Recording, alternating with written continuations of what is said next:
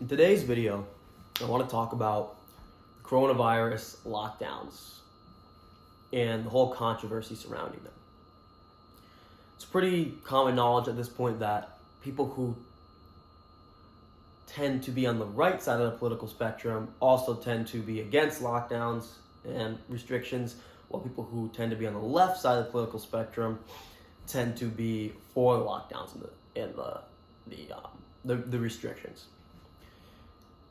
And there's a lot of, like most things in politics, especially these days with the media and with this whole tribalistic mentality that human beings have, there's this, it's very common where one side just hates the other side, right? So the Republicans, tend to be, it's not all Republicans, but it's mostly Republicans and people who are conservative on the right side of the political spectrum who think that the liberals are basically pieces of shit, that they're evil, they want to destroy the economy, and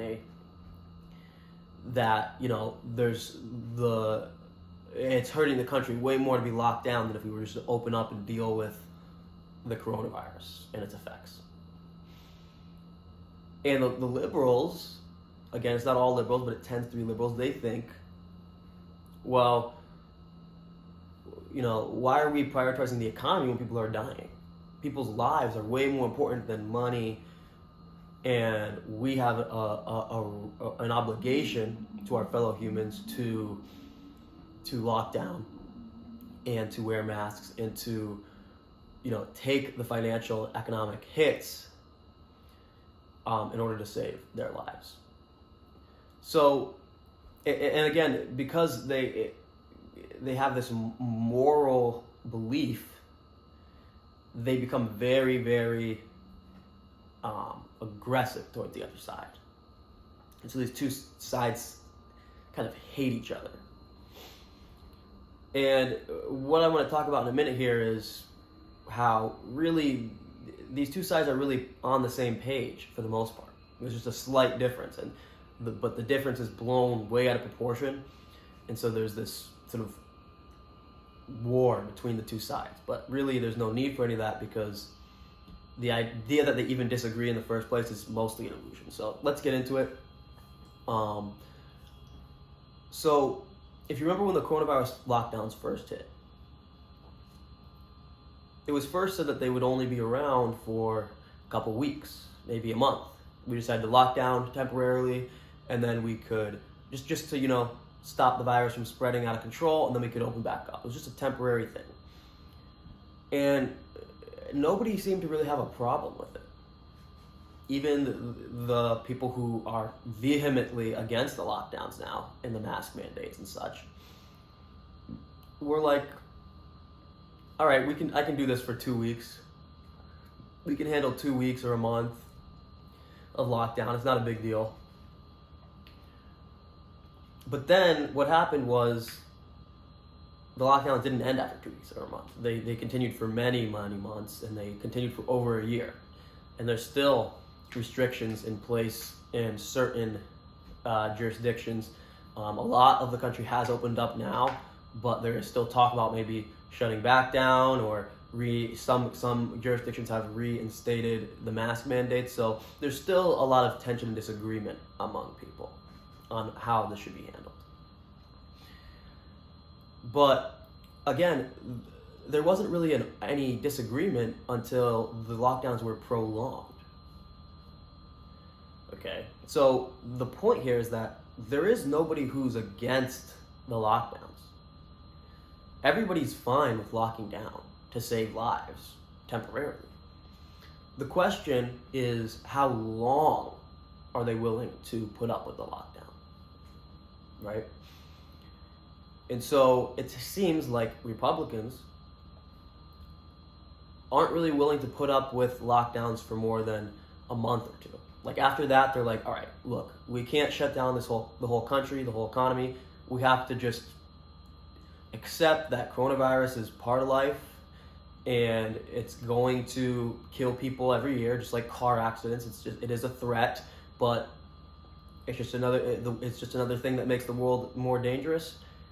And the world is a dangerous place, and that's just the way it is. So we have to just accept that it's here here, at least for the time being. Now, people who are on the left side of the spectrum, they're willing to put up with the lockdowns for much, much longer. But how much longer is the question? What if the coronavirus, there was no vaccine possible? What if it was here to stay and there was no scientific way to ever get rid of it at all? Would liberals be okay with locking down the country forever for the rest of humanity? Or even if it was going to take 50 years to develop a vaccine, if you're for the lockdowns currently, would you be for them for the next 50 years? What about 20 years? Even 10 years? 5 years is a lot, right? And so the more and more time that we become locked down, the more and more people are going to jump ship and say, look, we can't be locked down anymore. This is ridiculous. And everybody has their threshold. Now, you think about this, this could be motivated by something as seemingly inconsequential as whether or not someone is introverted or extroverted. If you're introverted, you're going to be able to put up with the lockdowns for way longer than if you're extroverted. You're not going to be really able to put up with them for much time at all because it's going to be torture to be isolated. And so, depending on how introverted or extroverted you are on the spectrum, that's going to contribute to how long you're willing to put up with the lockdowns. And so it doesn't really have anything to do with politics or morals or anything like that. It's just your personal preferences. So, there's not really much else to talk about. The point of the video is so that you can understand that, if you are for the lockdowns right now and you hate people who are against them, it's not really that you are for the lockdowns and they're against lockdowns. It's just that you're not sick of them enough yet, right? And if you're against the lockdowns and you hate people who are for the lockdowns, it's not really that you're against the lockdowns and they're for the lockdowns. It's just that you're sick of them already. Okay, it's like having two roommates and one of them is cleaner than the other one, right? So the cleaner one seems to be always cleaning up. But it's not because one person likes it clean and one person likes it dirty. It's just that the cleaner person gets annoyed by the mess before the less clean person. If the mess was allowed to get to the point where it would annoy the less clean person, they would clean up too. But it never gets to that point because the cleaner person gets sick of it sooner. And that's essentially where people who are against the lockdowns now are. They're that cleaner person who's already sick of it. And the people who are for the lockdowns are that less clean person who's like, well, it's not so bad yet. We can put up with this for longer. But they're not going to put up with it infinitely longer. They're not going to put up with the mess for an infinite amount of time. And so, imagine if another roommate moved in and he was even cleaner. Well, then he would start getting annoyed with the mess even sooner, right? And so that represents people who maybe they got sick of the lockdowns after a couple weeks. But it's not this idea. See, we're viewing it as like clean and dirty people, but the truth is there is no clean or dirty people. There's just a spectrum, and people who are more dirty than other people seem like dirty people, but really they're just more dirty, and the cleaner people are just more clean, and there's a spectrum. Okay, there's a spectrum of how much of a mess people are willing to put up with. There's a spectrum for how long people are willing to put up with the lockdowns. But this whole idea of hating other human beings because their temperament makes them,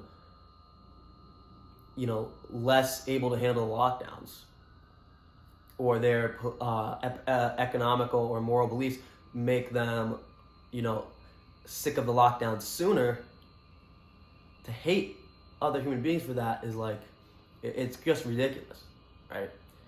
Because these lockdowns can't last forever, indefinitely. Nobody thinks that. And I don't think that anybody thinks that a week of locking down is this horrible thing if it's going to save lives. So think about this, really think it through, and realize you might have a lot more in common with the people that you hate than you think.